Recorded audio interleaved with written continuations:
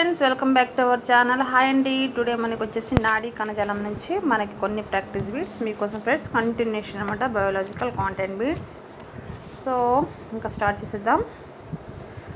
నోటి లోపలి పొరలు, రక్తనాళాలు, ఊపిరితిత్తులో ఉండే కణజాలం డాష్ స్తంభాకార కణజాలం.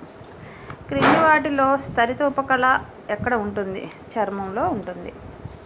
అనేక వరుసల్లో ఉన్న ఉపకళ కణజాలాన్ని ఏమని పిలుస్తారు? స్తరిత ఉపకళ కణజాలం. కొవ్వు పదార్థాన్ని నిల్వ చేసే కణజాలం ఏది? అడిపోస్ కణజాలం. ఇది మనకు చాలాసార్లు అడిగాడు, ఇది మనకు తెలిసిన విషయమే.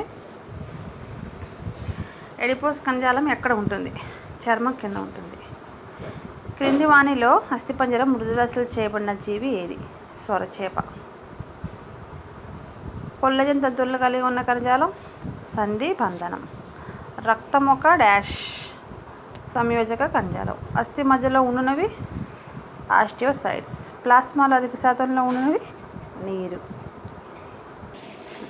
నెక్స్ట్ అండి, రక్తంలో ఆక్సిజన్, కార్బన్ డైఆక్సైడ్ రవాణాలో పాత్ర వహించినది హిమోగ్లోబిన్. మన రక్తంలో ఉన్న రక్త కణాలని ఒక గొలుసుగా అమర్చినట్లయితే దాని పొరతో భూమధ్యరేఖ చుట్టూ ఎన్ని చుట్లు చుట్టవచ్చు? 7 చుట్లు, 7 సార్లు అనమాట. నెక్స్ట్ వచ్చేసి శిశువు తల్లి గర్భంలో ఉన్నప్పుడు ఎర్ర రక్త కణాలు ఎక్కడ తయారవుతాయి? ఎక్కడ తయారవుతాయి అంటే 1 మరియు 2, అంటే ప్లీహం ప్లస్ క్లోమంలో. సారీ అండి, ప్లీహం ప్లస్ కాలేయం 2 మరియు 3 ఆన్సర్. రక్తంలో అమీబా మాదిరిగా కదిలే రక్త కణాలు ఏవి? మోనోసైట్స్. తెల్ల రక్త కణాల జీవిత కాలం 11 నుంచి 13 రోజులు. 1 మిల్లీమీటర్ రక్తం నుండి తెల్ల రక్త కణాల సంఖ్య ఎంత? 10 నుంచి 11,000 సంఖ్య. సార్వత్రిక గ్రహీతలు ఈ రక్తవర్గం కలవారు ఏబి. ఐరిస్ గర్భాశయం వాయునాళాల్లో ఉండే కండర కణజాలం అరేఖిత. నాడీకణంలో కణదేహం నుండి ఏర్పడిన పొడవైన అక్షరం ఏమని పిలుస్తారు? ఎక్సాన్. ఎక్సాన్పై ఉన్న తొడుగును ఏమంటారు? మయోలిన్ త్వచం. ఎక్సాన్లో ఉన్న కణుపును ఏమంటారు? రణవీర్ కణుపులు. చేతుల్లో కాళ్ళలో ఉండే కండర కణజాలం ఏమని పిలుస్తారు? సంకల్పిత కండర కణజాలం. ఊపిరితిత్తులో వాయుగోణం నుండే ఉపకణ కణజాలం ఏది? శల్కల ఉపకల కణజాలం. నునుపకంఠ తంతువుల లక్షణం ఏంటి? అనియంత్రిత లక్షణం. కణ విభజన చెందని కణాలు ఏవి? నాడీ కణాలు. సంయోజక కణజాలాలు దీని నుంచి ఉద్భవిస్తాయి, మధ్య త్వచ నుంచి ఉద్భవిస్తాయి. నెక్స్ట్ వచ్చేసి కొవ్వు నిల్వ ఉంచి ప్రత్యేక కణజాలం అడిపోస్ కణజాలం అనమాట. అది చాలాసార్లు మనకు రిపీట్ అయింది, చూడండి.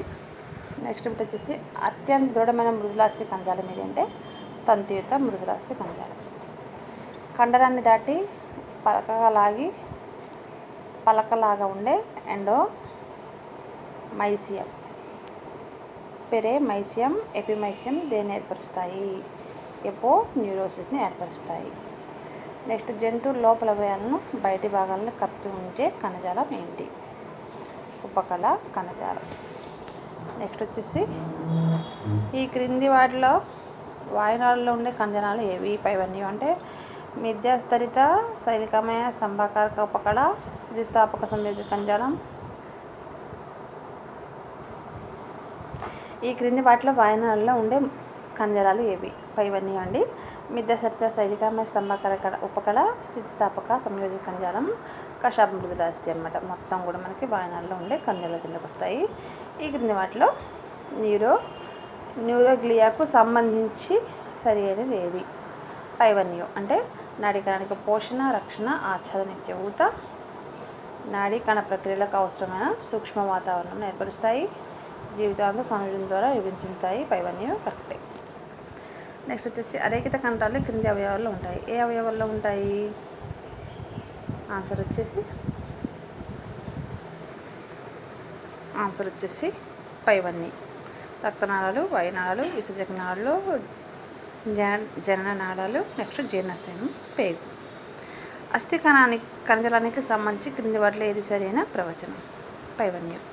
ఇది అధిక కాఠికృతమైన కఠినంగా ఉండే ఘన సంయోజక కణజాలం. దీని మాతృకలలో అధికంగా ఉండే కాల్షియం లవణాలు కొల్లాజెన్ దృఢత్వాన్ని ఇస్తాయి. దీన్ని కాల్షియం, మెగ్నీషియం, భాస్వరం మొదలైన వాటికి హోమియోస్టాటిక్ రిజర్వాయర్గా ఉంటుంది. ఈ క్రింది వాటిలో ఏది సరైన జత?